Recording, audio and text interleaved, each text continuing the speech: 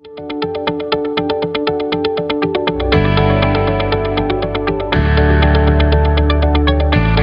hipertensión arterial es una enfermedad bastante común a la que nos enfrentamos en nuestro día a día todos en el consultorio, y digo todos sin excepción, hablando de médicos generales, de médicos familiares, internistas, cardiólogos, etcétera.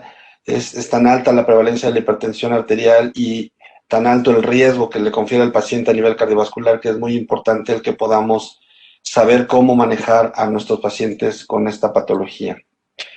Entonces, bueno, vamos a empezar con los casos clínicos. Y bueno, como ya comentó la doctora Tania, 5 objetivos principales: saber cuáles son los métodos que disponemos para la adecuada medición y diagnóstico de la hipertensión arterial, cuál es la importancia de estratificar adecuadamente a nuestros pacientes en cuanto al riesgo cardiovascular, porque de esto depende cómo vamos a iniciar el tratamiento y el seguimiento de nuestros pacientes, cuándo iniciar el tratamiento farmacológico antihipertensivo y cuáles son las cifras a las que debemos llevar a nuestros pacientes para disminuir ese riesgo cardiovascular que calculamos al inicio, y cómo iniciar el tratamiento, si lo iniciamos con solamente cambios al estilo de vida, con medidas de monoterapia o farmacoterapia en monoterapia o terapia combinada, y cuáles son las estrategias actuales para mejorar el apego al tratamiento de nuestros pacientes. Entonces, bueno, vamos al caso clínico número 1. Es un varón de 63 años. Sus antecedentes familiares, pues tiene carga genética tanto por el lado de la mamá como del papá para diabetes e hipertensión arterial. No fuma, tiene un alcoholismo desde los 30 años, pero es muy ocasional, sin llegar a la embriaguez. No tiene ninguna otras toxicomanías y es sedentario el paciente. Los antecedentes personales patológicos: tiene dislipidemia e hiperuricemia, las cuales actualmente no llevan ningún tratamiento farmacológico. Él refiere que previamente había tenido eventos de detección ocasional de elevaciones de la presión arterial desde hace 2 años, pero que como habían sido muy ocasionales, aparentemente no había llevado ningún tipo de tratamiento. Diabetes mellitus fue negada por parte del paciente. En cuanto al padecimiento actual, él refiere que desde hace 2 años, justo en estas valoraciones médicas de rutina, le habían documentado cifras de presión arterial, pues en realidad limítrofes de 130 a 140 sobre 80-85 milímetros de mercurio, y que desde hace 4 meses ha venido cursando con eventos intermitentes de astenia, cefalea, vértigo, y durante algunos de estos eventos ha tenido tomas aisladas de la presión arterial de hasta 142 sobre 90 milímetros de mercurio como cifras máximas, pero son medidas tomadas en casa y que probablemente no sean con la técnica adecuada. También refiere que aunado a todas estas circunstancias, desde hace 4 meses, pues ha estado bajo situación de estrés por motivos económicos. Un paciente que vi recientemente en la consulta, pues derivado de toda esta situación de la pandemia. Cuando lo revisamos, hicimos 2 mediciones con diferencia de 5 minutos cada una en el consultorio, y la primera, como pueden ver, nos dio una TA de 144/88, que pareciera ser o estar en rangos discretamente elevados, y una segunda que pareciera estar en el límite de 137/84. Actualmente lo que se recomienda es sacar el promedio de 2 o 3 mediciones en el consultorio, separadas dentro de 3 a 5 minutos, y en este caso el promedio de estas 2 mediciones nos dio de 140/86 milímetros de mercurio. El resto de la exploración física, con un índice de masa corporal que corresponde a sobrepeso, y en la exploración, la parte neurológica no encontramos alteraciones. El cuello, característicamente con un soplo carotidio derecho, sin pletora yugular. El resto de la exploración, pero realmente sin ninguna situación relevante en cuanto a la exploración cardiovascular, ni en cuanto al abdomen o las extremidades. Los laboratorios que se le tomaron al paciente, bueno, pues la biometría hemática, en realidad sin ninguna situación anormal, no hay datos de anemia, no hay leucocitosis, las plaquetas dentro de lo normal. En la química sanguínea, sí, lo que podemos ver y lo que resalta es lo que les pongo en rojo: una glucosa de 117, creatinina de 1.14, colesterol en 209, triglicéridos 215. Con esta creatinina se le calculó al paciente una tasa de filtrado glomerular de 68.9 milímetros de mercurio, lo cual corresponde a una insuficiencia renal crónica en estadio G2, ¿no? Lo cual se refiere solamente a una disminución leve de la función renal. Se le hace el electrocardiograma de 12 derivaciones y pues en realidad podemos ver un electrocardiograma prácticamente normal, en ritmo sinusal. con la frecuencia cardíaca en 80 latidos por minuto, el eje normal. Siempre hay que tratar de buscar en pacientes hipertensos datos que nos sugieran que ya hay algún cambio en la estructura del corazón y que el electrocardiograma de manera indirecta no lo sugiera, como arritmias o datos de hipertrofia ventricular.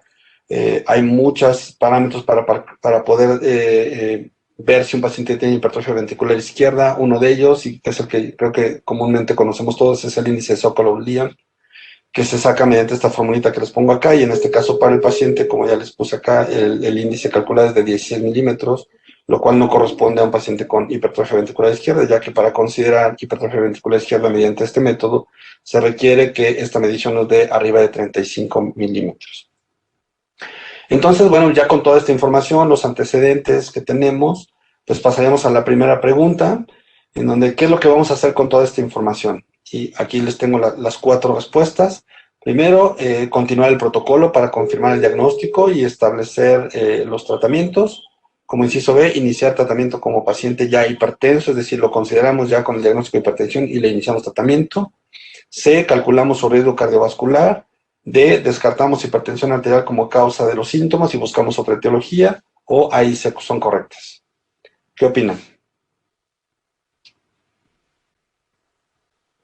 Listo, se cerró la votación. Vamos a ver los resultados. Yo los estoy viendo en mi pantalla, espero que ustedes también los vean para que pueda ser un poquito más gráfico de cuáles son las respuestas que tuvimos por parte del público.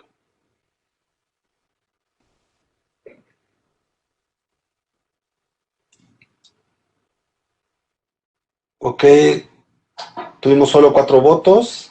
4% por continuar el protocolo para confirmar el diagnóstico, establecer el tratamiento, 4% ya iniciar el tratamiento considerando al paciente ya hipertenso formal, 4%, pues la verdad es que muy balanceado, aunque muy poquitas respuestas, anímense a contestarlas para que más o menos podamos tener un análisis de cómo estamos en general, ¿no? Evaluando a nuestros pacientes. Entonces, bueno, voy a cerrar Claro, si me ayudas a cerrar, ya, sí, listo. Entonces, seguimos. Y bueno, en este caso, ¿qué es lo que hay que hacer? Pues recuerden que el promedio de la presión que nos dio nuestro paciente es de 140/88. En realidad está como muy en el límite para poder decir, al menos en esta primera visita que tuvo con nosotros al consultorio, que ya es un paciente hipertenso. Y como parte del protocolo para poder confirmar el diagnóstico de acuerdo a el consenso de hipertensión arterial que tenemos en México, publicado en el 2016, así como las guías europeas de hipertensión arterial publicadas en el 2018, pues tenemos 3 opciones importantes. Uno, confirmar el diagnóstico mediante mediciones seriadas en el consultorio, es decir, volver a citar al paciente al menos 2 veces más en el consultorio, excepto si, por ejemplo, el paciente, la primera vez que llega con nosotros llega con cifras muy elevadas, ¿no? 180, 190, que correspondían a un grado severo, pues ahí probablemente ya no tengamos mucha duda.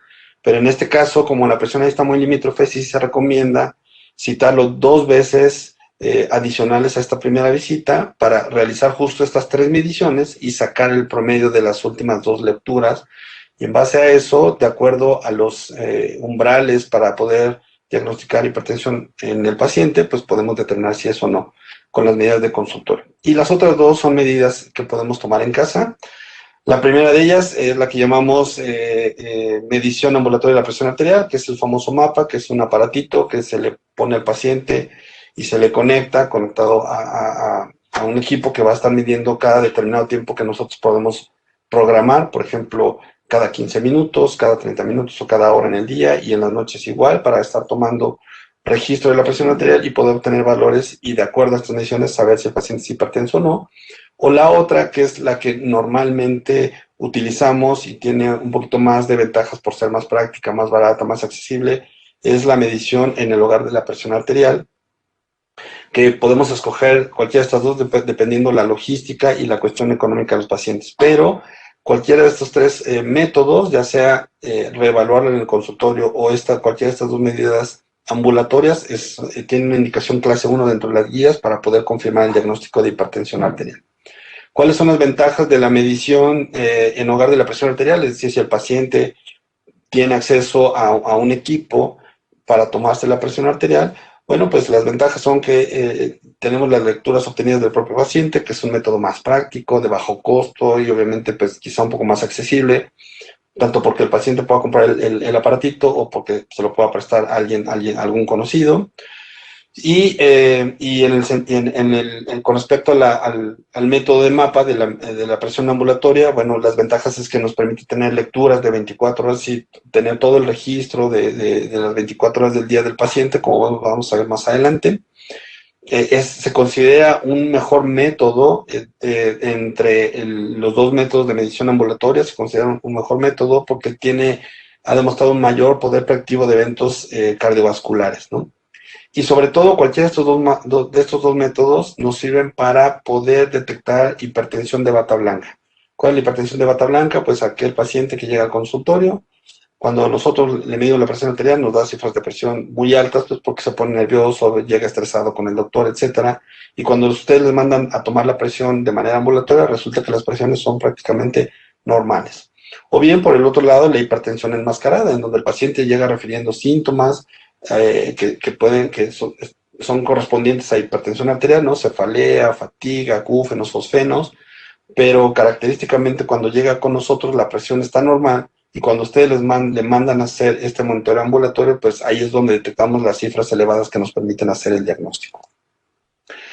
¿Qué tenemos que tomar en cuenta cuando le mandamos tomar al paciente de manera ambulatoria su presión arterial? Sobre todo aquella con la opción de que el paciente se la tome en casa, pues decirle cómo debe ser el método adecuado para tomarse la presión en casa. Es decir, que el paciente normalmente se la tome todas las mañanas, que no tenga, al momento de la presión, no tenga ganas de ir a hacer el baño, que no haya tomado café, que no haya fumado previo a la toma de la presión, que se dé su tiempo para tomarse la medición, de 3 a 5 minutos sentado, que esté bien apoyado sobre la silla, que no tenga los pies cruzados, que no esté en otra cosa más que tomarse la presión, que el equipo sea adecuado y que el manguito no le quede apretado, y que la mano esté apoyada sobre una mesa, pues a la altura del corazón, ¿no? Porque como podemos ver, cualquier error en la técnica pues nos puede incrementar en diferente medida los niveles reales de presión arterial del paciente y entonces podemos caer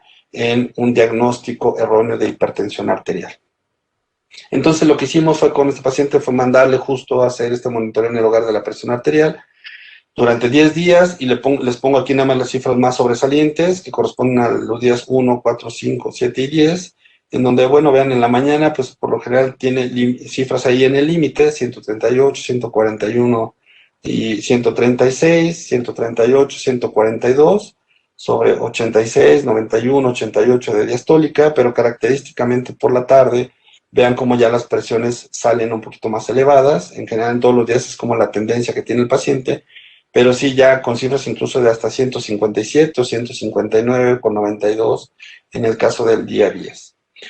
Entonces, cuando el paciente pues ya nos trae el registro que le pedimos, porque se le hizo más fácil tomarse la presión a él o ir a un consultorio que tenga cerca para que le tomen la presión y realizarse el registro, pues tenemos que ver si el paciente cuenta con las cifras umbrales para poder diagnosticarlo como hipertenso. Y para esto, pues tenemos diferentes cifras dependiendo cuál sea el método que hayamos escogido para tomar la presión. Es decir, si escogimos el tomarle en días diferentes las presiones arteriales en el consultorio, pues lo vamos a considerar hipertenso a partir de una presión sistólica mayor o igual de 140 o una diastólica arriba de o igual de 90 milímetros de mercurio. Si el método fue por el mapa, tenemos que tomar en cuenta que cuando el aparatito nos da el promedio, o lo que tenemos que tomar en cuenta es el promedio de la presión arterial de 24 horas, y para diagnosticar a un paciente hipertenso con esta metodología, las cifras son mayor o igual a 130 milímetros de mercurio en el caso de la presión sistólica, o mayor o igual a 80 milímetros de mercurio en el caso de la presión diastólica. Si lo que utilizamos fue el mandar al paciente que se tomara la presión en casa, entonces las cifras para el diagnóstico son arriba de 135, la sistólica, y mayor o igual a 85 la diastólica. Entonces, en este caso, lo que tenemos que tomar en cuenta son estas cifras, porque fue el método con el que mandamos a vigilancia al paciente, y claramente, pues de acuerdo a tanto a las cifras que ha tenido en la mañana o en las tardes, pues el paciente ya cumple criterios de 2 o más tomas en diferentes días por arriba de estos niveles y por lo tanto ya tenemos el diagnóstico de hipertensión en nuestro paciente. Ahora, después de ahí vamos a tener que clasificar el grado de hipertensión que tiene nuestro paciente y esto también va de acuerdo a los niveles, ¿no? Entonces, vamos a decir que un paciente está con un estadio 1 de hipertensión arterial cuando la sistólica va de 140 a 159 milímetros de mercurio y la diastólica va de 90 a 99 milímetros de mercurio. Estadio 2, cuando la presión va de 160 a 179 sobre 100 a 110 milímetros de mercurio. Y estadio 3, cuando la presión rebasa los 180 sobre 110 milímetros de mercurio. En este caso, de acuerdo a las presiones que nosotros vemos de nuestro paciente, pues el paciente caería en una clasificación de hipertensión arterial estadio 1. Entonces, ahora, con esto ya tenemos el diagnóstico y podemos fácilmente pensar que ahora lo indicado es iniciar el tratamiento del paciente de acuerdo a esto, pero antes de eso es necesario calcular el riesgo cardiovascular de nuestro paciente antes de iniciar el tratamiento, lo cual además es muy dinámico porque eso lo haces en el momento del diagnóstico y no necesitas consultas subsecuentes para calcular el riesgo. La verdad es que actualmente es muy fácil con las hojitas de cálculo de riesgo o con un dispositivo inteligente en donde podemos meter los datos del paciente para hacer el cálculo, ¿no?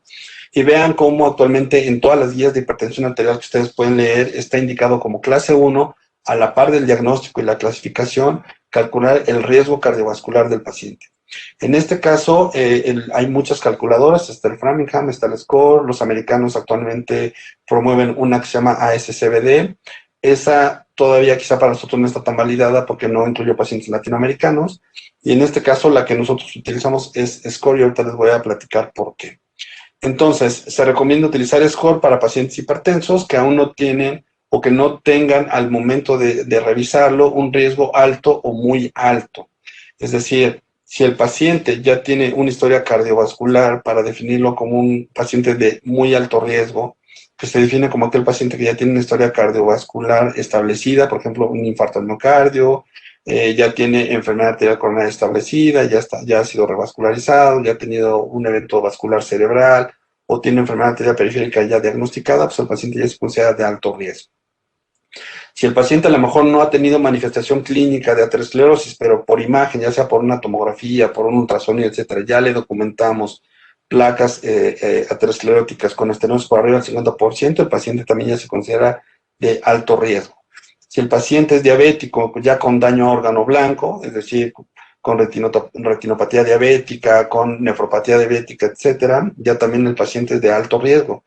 Vean cómo, si analizamos esta clasificación de alto riesgo, pues la verdad es que la mayoría de los pacientes a los que nos vamos a enfrentar probablemente caigan en esta categoría o en la de alto riesgo. En la de alto riesgo, el paciente no necesariamente tiene que tener ya una manifestación de aterosclerosis clínica o detectada por imagen, sino simplemente con que tenga un factor de riesgo completamente descontrolado, ¿no? Como por ejemplo un colesterol con cifras arriba de 300, que no es raro que lo veamos en nuestra consulta, o que llegue con una hipertensión muy descontrolada, o que tenga mucho tiempo de diabético, que en el electrocardiograma encontremos datos de afectación hipertensiva, como es la hipertrofia ventricular izquierda. Por eso les hacía mucho énfasis que siempre hay que calcular o ver en el electrocardiograma si tiene datos de hipertensión, o si ya tiene un daño renal, quizá no tan avanzado, pero sí al menos moderado, entonces el paciente se considera de alto riesgo.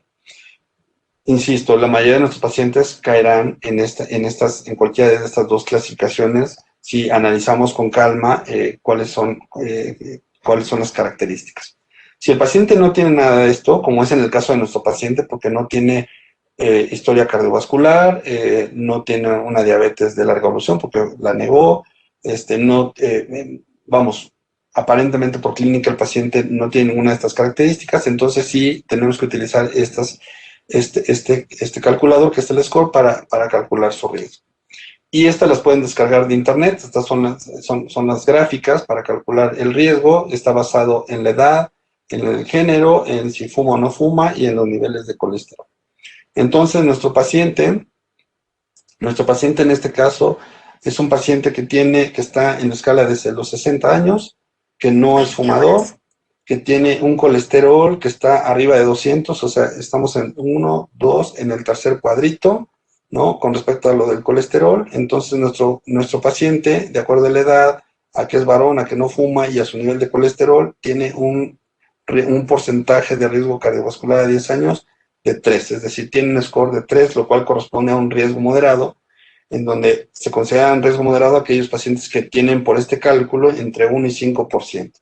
Y el score a mí me gusta utilizarlo porque sí tiene un factor de conversión para que el resultado que nos dé de aquí, ¿no? De estas tablitas, lo podemos convertir utilizando este factor, que en este caso nosotros utilizamos el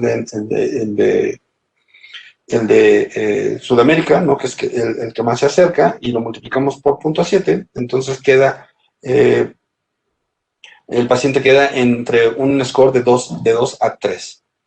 Entonces, ahora, ¿qué es lo que tenemos que hacer con este paciente? Ya habiendo diagnosticado con hipertensión arterial, que sabemos que está en estadio 1 y que tiene un score entre 2 y 3 puntos que corresponde a riesgo moderado. ¿Qué es lo que harían ustedes? Como opciones les pongo el inciso A, iniciar tratamiento farmacológico con terapia combinada. Inciso B, indicar cambios al estilo de vida y continuar con el monitoreo en casa. Inciso C, iniciar tratamiento con monoterapia. O inciso D, solamente indicar cambios en el estilo de vida y continuar el monitoreo con el mapa. Ok, el 6%, bueno, de los que votaron ya deciden que es momento de iniciar tratamiento farmacológico con terapia combinada. Ok, el 3% solamente indicar cambios del estilo de vida y seguir el monitoreo con las tomas en casa. Y el otro 3% iniciar tratamiento con monoterapia. Ok, pues un poco balanceadas las respuestas.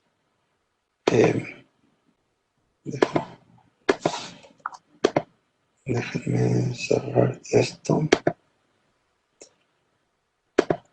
Ok, entonces, bueno, ¿qué nos dicen las guías? Pues en este caso, las guías europeas, pues parten de establecer el grado de hipertensión arterial que tiene nuestro paciente, por eso es muy importante al momento del diagnóstico establecer con qué grado inicia nuestro paciente de hipertensión arterial. En el caso nuestro, acordémonos que lo documentamos con un grado 1 de hipertensión arterial y con un riesgo moderado. Todos los pacientes diagnosticados con hipertensión arterial, todos, sin falta, hay que indicarles cambios al estilo de vida. Ejercicio, dejar de fumar, una dieta limitada en sal, etcétera. No vamos a entrar mucho en detalle eso. Estos cambios al estilo de vida los pueden revisar en las guías. Y solamente estaría indicado en el paciente indicar tratamiento farmacológico si la graduación del riesgo cardiovascular nos hubiera dado alta o muy alta, lo cual pues, no lo tiene el paciente, o bien si tuviera una enfermedad renal al menos moderadamente avanzada o datos de enfermedad vascular asociada a la hipertensión. De otra manera, si no tenemos nada de esto, lo indicado es seguir con el estilo de vida, revalorar a los 3 o 6 meses e iniciar el tratamiento farmacológico si es que el paciente no logra controlarse con los cambios al estilo de vida. Entonces, en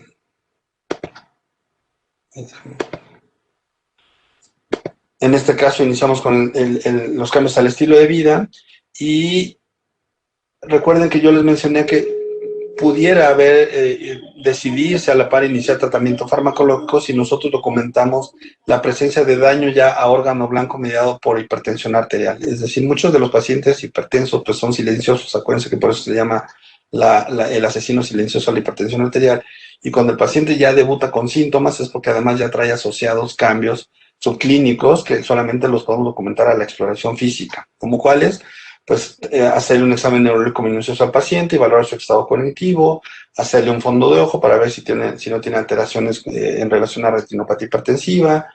Importante palpar y auscultar el corazón y sobre todo las arterias carotídeas, y por eso resalté dentro de la exploración física del paciente que se le escuchaba un soplo carotídeo derecho, palparle para buscar trills a las arterias periféricas, o ver si hay una diferencia de más de 15 milímetros de mercurio entre ambos brazos en cuanto a la toma de la presión arterial, que también nos indique datos de aterosclerosis, ¿no? Los estudios básicos fue en realidad lo que le hicimos al paciente, un electrocardiograma de 12 derivaciones, en donde no vimos datos de hipertrofia ventricular, tratar de establecer con los diferentes métodos si hay enfermedad renal, que en el caso del paciente la tasa dio para una alteración ligera, y lo que ya vimos con el fondo de ojo, tratar de darle retinopatía, descartarle retinopatía hipertensiva.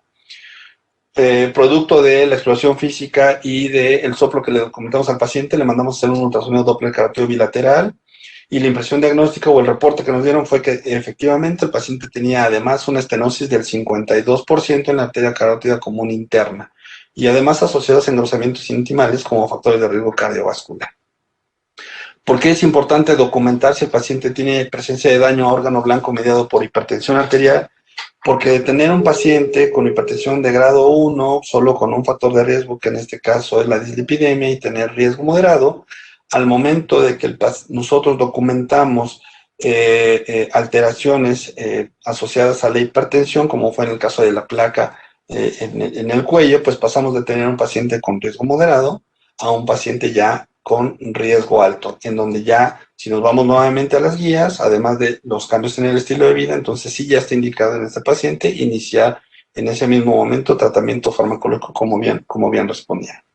Ahora, ¿cuál es la importancia de disminuir la presión arterial, pues, y de calcular el riesgo cardiovascular? Porque sabemos que al momento de dar tratamiento y disminuir la presión arterial, incluso con que la disminuyamos en 10 milímetros de mercurio en la sistólica, ya estamos dándole una protección importante al paciente a nivel cardiovascular. Estamos disminuyendo en general los eventos cardiovasculares en 20%, le estamos disminuyendo la probabilidad de enfermedad coronaria en un 17%, estamos disminuyendo la probabilidad de un EBC isquémico o hemorrágico en un 27%, la probabilidad de insuficiencia cardíaca en 28% y mortalidad por todas las causas en un 13%. Entonces, controlar la presión arterial está más que demostrado ser benéfico en reducción de eventos cardiovasculares. Ahora, ya estamos en el acuerdo de que tenemos que iniciar tratamiento farmacológico. ¿A qué niveles lo voy a llevar a mi paciente?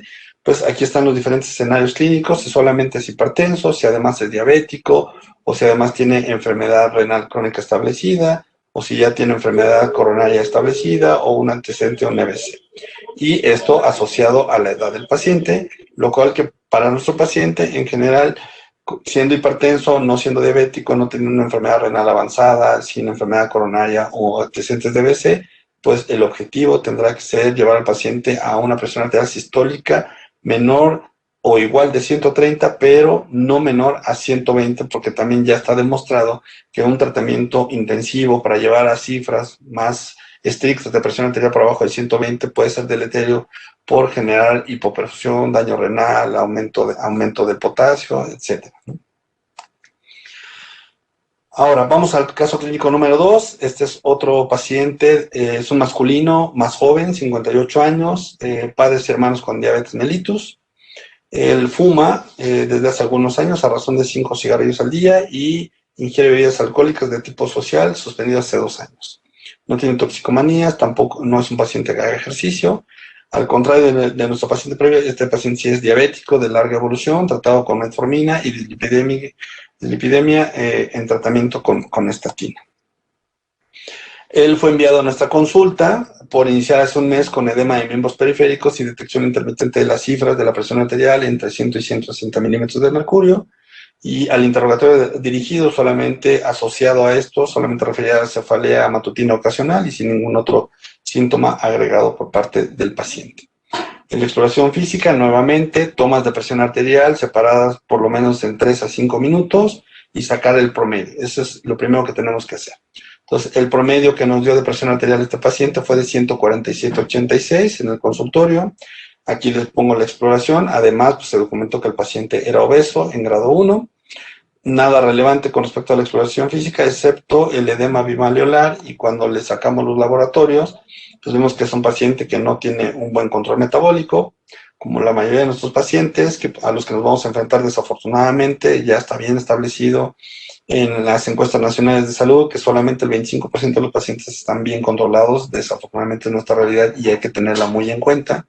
El paciente ya con una creatinina alta y ya con una tasa de filtrado glomerular en donde tiene una disminución ya de la tasa a 47 mililitros por minuto en una etapa G3A.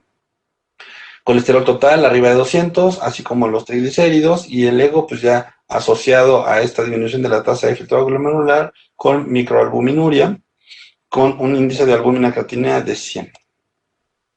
En el electrocardiograma, pues lo que podemos ver es un paciente en ritmo sinusal, es un electrocardiograma que ya no es normal, porque si nuevamente nos vamos a analizar los datos de hipertensión, de hipertrofia ventricular izquierda por el índice de Sokolov-Lyon, pues vemos que en este caso las S profundas en B1 junto con las Rs altas en B5 o B6 nos dieron 45 milímetros, y ya hemos quedado que para hacer el diagnóstico de hipertrofia ventricular izquierda en el electrocardiograma tiene que estar arriba de 35 milímetros. Entonces es un paciente más joven, pero con una presión ya de algunos años no detectada muy probablemente, con alteraciones metabólicas que no están bien controladas, obeso, y ya en el electrocardiograma con datos de daño a órgano blanco mediado por hipertensión, que es la hipertrofia ventricular izquierda.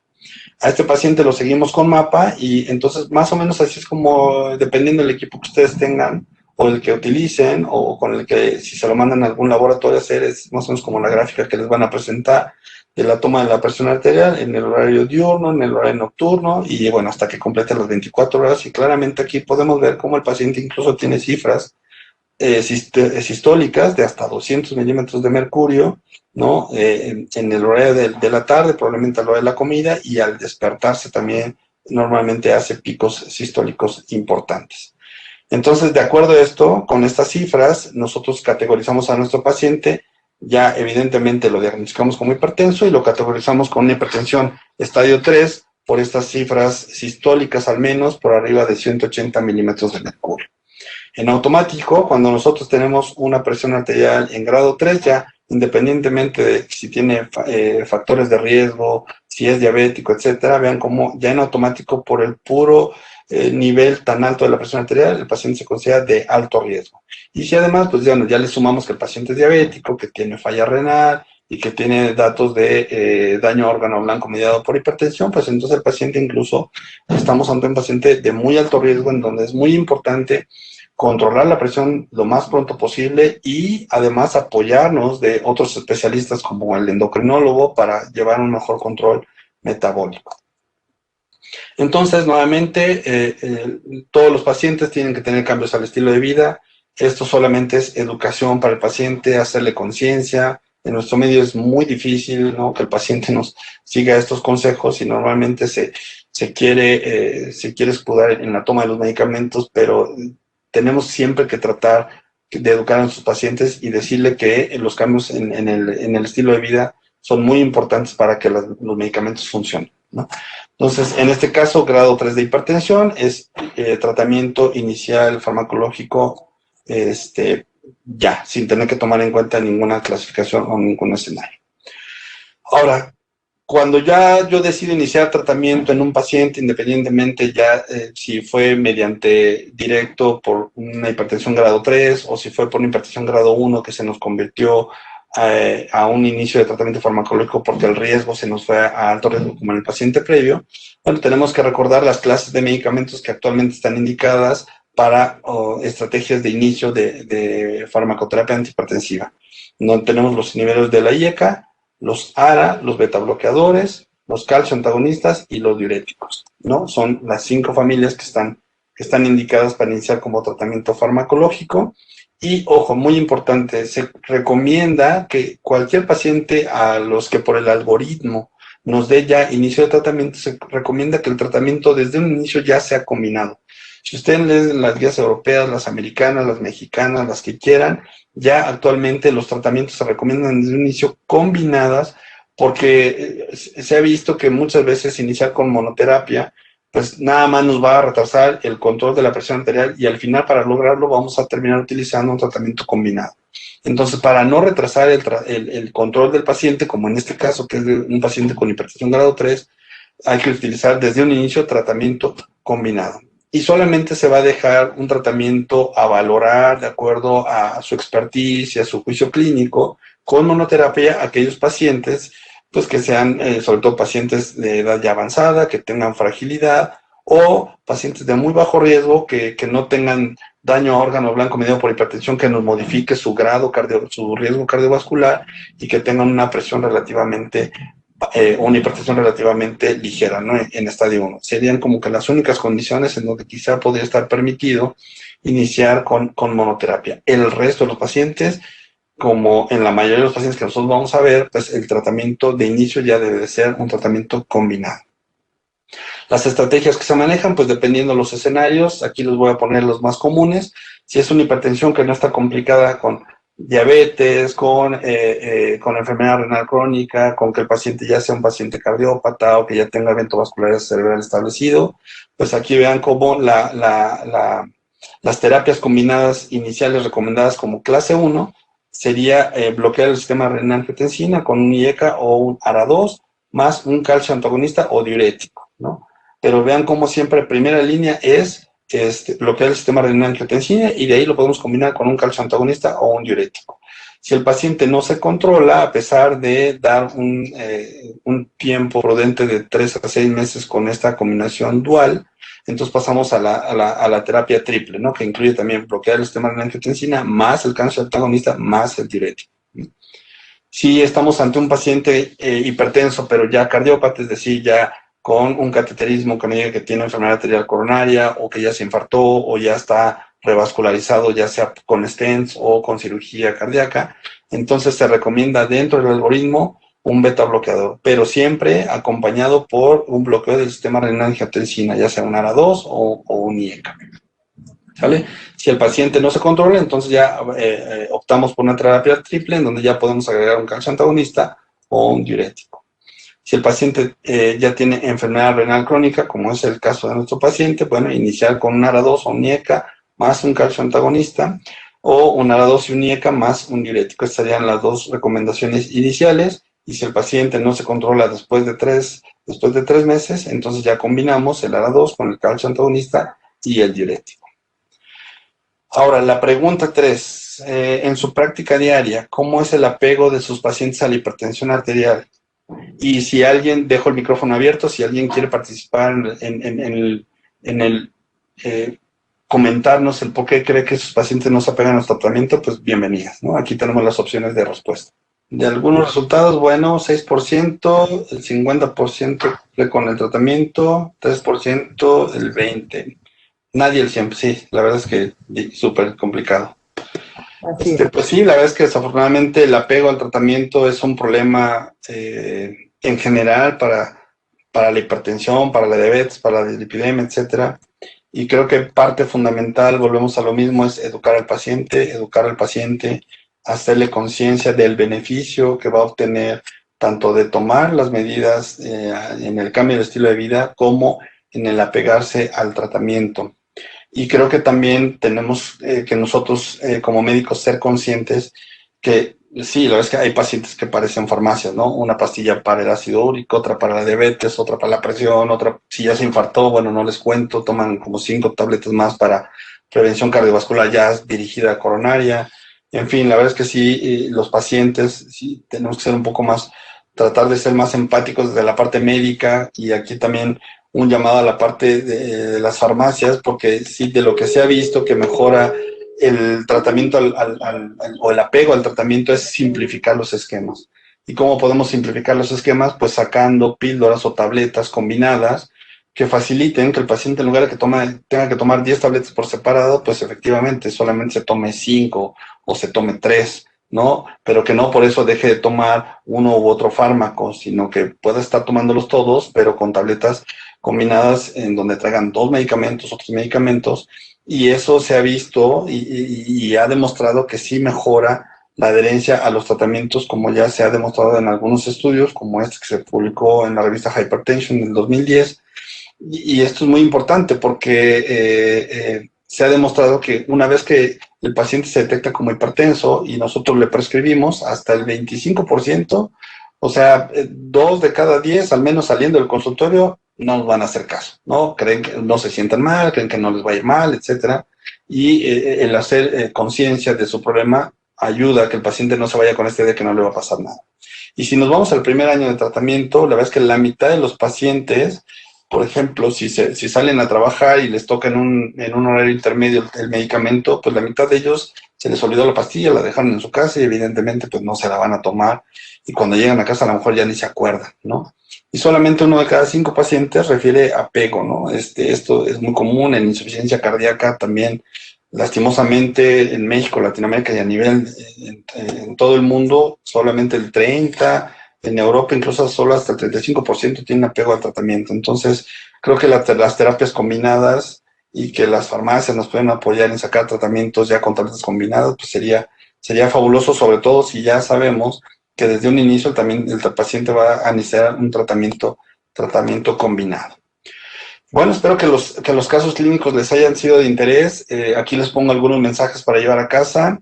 La hipertensión arterial es el principal factor de riesgo para desarrollar enfermedad cardiovascular, llámese eventos coronarios, llámese eventos cerebrovasculares, llámese enfermedad arterial periférica, de la aorta, de insuficiencia cardíaca no se diga, y por lo tanto, sabiendo que es el principal factor de riesgo que va a llevar a que el paciente se complique, pues es muy importante realizar el diagnóstico de manera adecuada, pero con las técnicas adecuadas que ya comentamos, ya sea la que a nosotros más nos acomode. Las mediciones seriadas en el consultorio, el que el paciente lo eduquemos para que se tome de manera adecuada las presiones en casa, o que tengamos la disponibilidad del aparatito para hacer la medición ambulatoria de la presión arterial, el famoso mapa, ¿no?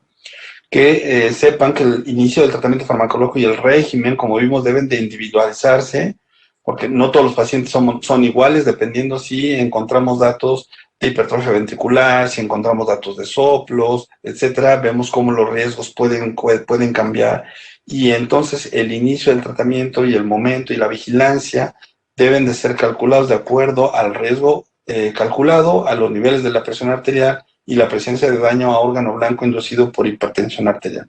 Esto en realidad no les quita mucho tiempo, lo hacen en el mismo momento de la consulta, pero si lo hacemos como una rutina, vamos a establecer las mejores estrategias de tratamiento y por lo tanto de control de la presión arterial de nuestros pacientes.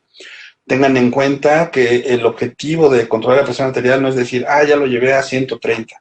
Tengan en cuenta que lo que ustedes están haciendo es cuidar a su paciente, y es reducir el riesgo de que el paciente se infarte, le dé un evento vascular cerebral, que le genere un aneurisma o una disección aórtica.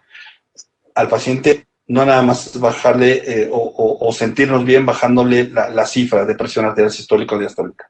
Nuestro objetivo tiene que ser cuidarlo y disminuir ese riesgo cardiovascular, y que el apego al tratamiento pues depende en buena medida de la comunicación que tengamos con el paciente, de que sepamos acercarnos a él, de que sepamos educarlo para que esté consciente de la importancia de que se cuide, y lo que ya comentábamos, utilizar las mejores estrategias para prescripción de fármacos, que en este caso son el que podamos contar con terapias combinadas en una sola tableta.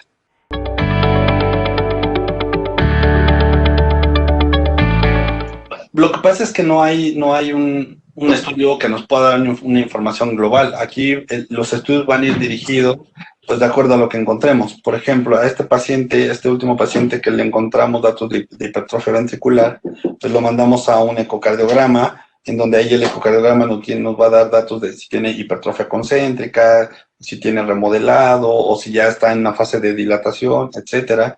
Si el paciente, por ejemplo, como fue el caso previo, le encontramos un soplo a nivel de carotidiad, pues el estudio va muy dirigido al Doppler.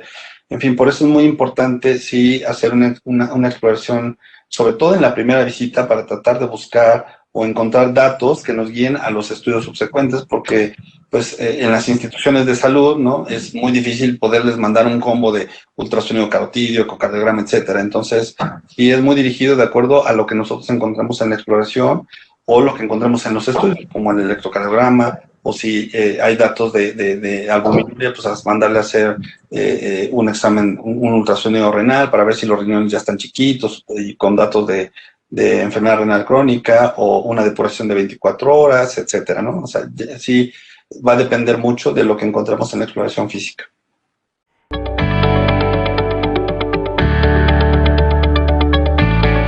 En la experiencia, creo que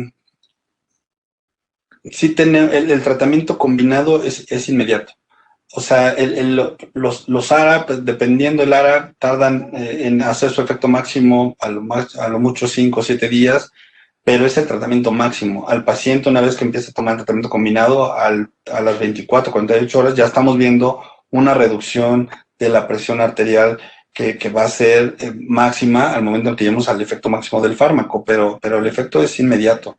Y la idea justo de iniciar un tratamiento combinado es para tratar de bajar la presión arterial lo más rápido posible, sobre todo en aquellos pacientes con hipertensiones grado 2 o grado 3, ¿no? Sistólicas arriba de 160 y 180 milímetros de mercurio.